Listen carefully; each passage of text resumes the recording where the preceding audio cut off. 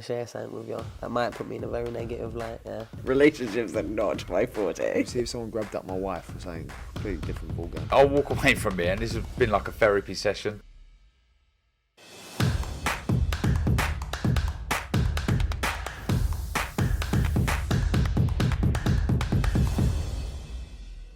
This is KUGAN CASSIUS for IFL TV, proudly sponsored by Everlast. We're in Abu Dhabi. It's the start of fight week. I'm joined by CHANTELLE Cameron. Nice here, isn't it? Oh, it's beautiful here. What a place. People can't really see what we can see at the moment, but it's a very nice view of, yeah, just being chilled out. Sun, peace and quiet. It's unbelievable. It's never been anywhere like this before. So, talk to me about the last couple of days. You arrived here Sunday, so just kind of getting used to that short time distance of 3 hours and, yeah, acclimatising yourself to the weather as well.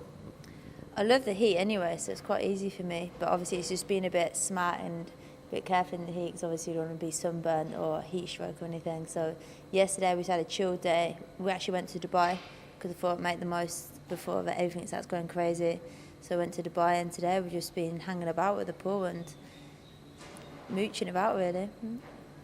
You've had to be patient over the last year or so, and probably more actually. Be patient and bide your time, knowing that this shot would come at some point. It is coming this week, but that we've spoken about that over the last year or so in your kind of in between fights there, while you were waiting for this opportunity here.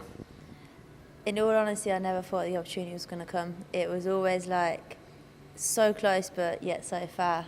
We're touching it, and then something would happen where there would be, it just wouldn't happen. I wouldn't get the big fights and stuff. But look at me now, I'm in Abu Dhabi boxing an opponent that I've always actually wanted to box for Undisputed. Like, you couldn't fight it, everything happens for a reason, and I feel like everything's aligned for me for everything I want. Yeah, you talk about that kind of that period of time which is run, I'm not exactly sure how long it's run for, but getting frustrated in that period, for what reason did you think that, like I said, where you are today in this specific fight wasn't going to happen? I think it was, obviously I was in the tournament, tournament was delayed, and then it was like, is the fight going to happen or not knowing, waiting, and then waiting for Katie, will she be healthy in time, etc. And then, yeah, it was just kind of like the unknown. And no one likes the unknown. It's not a good place to be in. But, yeah, I just had the run out in May. And then I was kind of like, I think it was quite a weird fight for me, a very weird fight, because without being bratty, it was kind of like bittersweet for me, because it should have been Undisputed and it wasn't. And it was hard to get the motivation and the excitement going into that fight. It was kind of like, I was pissed. I was pissed off. I was like, for fuck's sake, like, why isn't Undisputed? Why is it not a big name that I've been calling? Like, I felt like I was always going and proving myself, but then never getting the opportunity to fight the good names and stuff. And then Eddie pulled this out of the bag, and what a treat it is. Yeah, because I suppose when you know that this fight is the one you're meant to be having, you've had to wait so long, any other opponent, unless it's a name of the similar level to a Jessica McCASKILL, then the motivation levels must be difficult for you to fire yourself up for that, despite you being a professional and getting the job done and all that. But the fact of it should be someone at the high end where McCASKILL is, and it's not that must be a thing. Yeah, like, to box for Undisputed, you want to box the best, because you can win Undisputed and box somebody that maybe isn't the best, and yeah, you're crowned Undisputed, but you got to be honest with yourself. And if you're honest with yourself, you beat someone who isn't that level maybe. And going in against McCASKILL, she's Undisputed at 147, so you can ask for anything more. Like, she's been there, she's done it, she's Undisputed. And my motivation for this, like, I've just been non-stop. I've done everything asked of me and everything possible. So I'm going into this fight the best I've ever gone into any fight, because I know there's nothing that I could have done more. I've done everything. And if I'm honest, like, previous fights, I've been cruise control and I've kind of not lived the life. I've done enough to get the win. Whereas this one, I've gone in it and I've respected her enough to make sure that I've worked my ass off and I've really given it everything. So that's why I'm looking forward to Saturday, to show the 100% me, and nobody's seen that. And Jamie and Nigel, this camera, they'll tell you I've been like a different person completely. Let's talk about Jessica McCaskill. Since her loss to KatieTYLER a few years ago now, her career has kind of really spiralled up since then. But as a fighter, how do you think she's kind of improved since that fight with Taylor? I'd give her the credit, she's improved since KatieTYLER, but again, she's not. So when me and Jamie and Nigel have had to like watch her fights and stuff, I struggle to watch her because she's not the most skillful, and what she does works clearly, but she's not an enjoyable fighter to watch. So she's made improvements, yeah, but again, she's very beatable. Out of all the undisputed and all the top names, she's a very beatable opponent. And I don't think they give the respect to other boxers and other opponents, and that's the difference between me. Is I'm never complacent, and I respect everyone, but I really respect her because she's done something I've not done. But on the other hand, I know that she's not as good as me. Did you watch KatieTYLER from the weekend against Karabajal? I didn't know. When I box, I don't really watch boxing because it's a bit much, so I didn't watch it, no. All right, well, I don't suppose there's too much you can make a comment on that, though. But yeah, no, she did the job, I think, and she always does the job. That's why she's pound for pound best and running boxing, isn't she? She always does what she's got to do.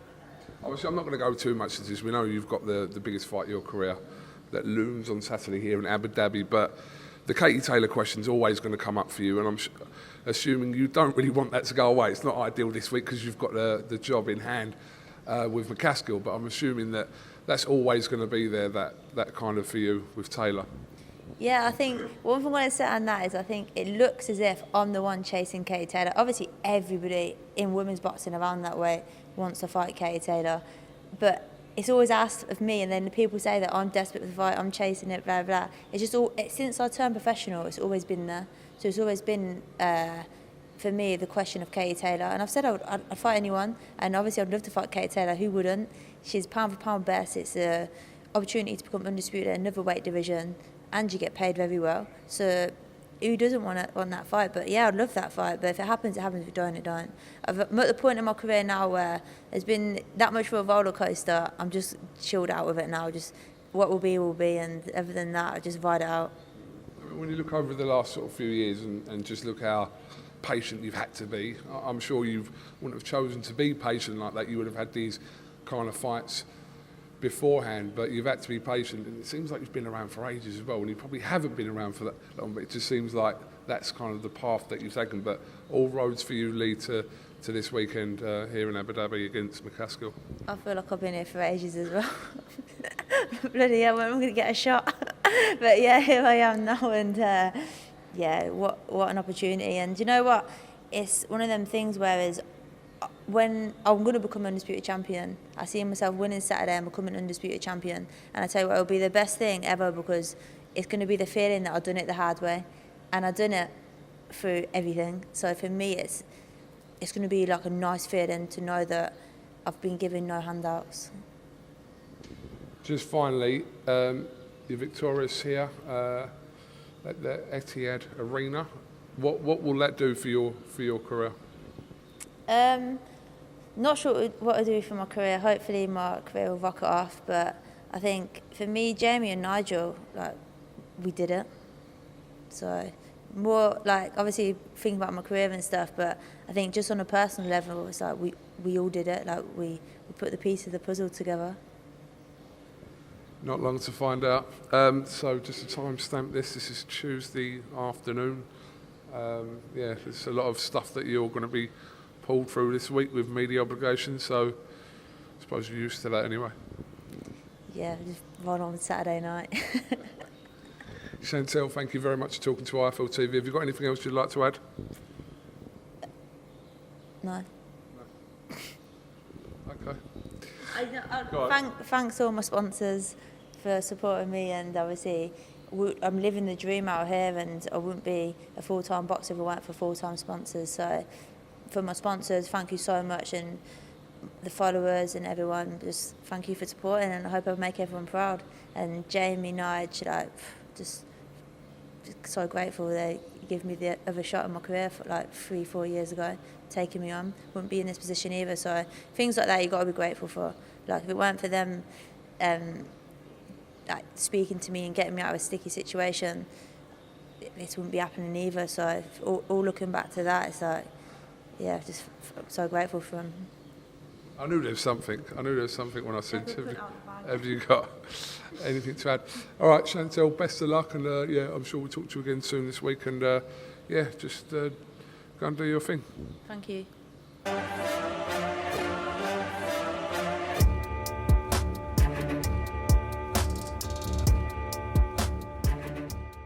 I'm going to share something with you. That might put me in a very negative light, yeah. Relationships are not my forte. See if someone grabbed up my wife or something completely different ballgame. I'll walk away from it, and this has been like a therapy session.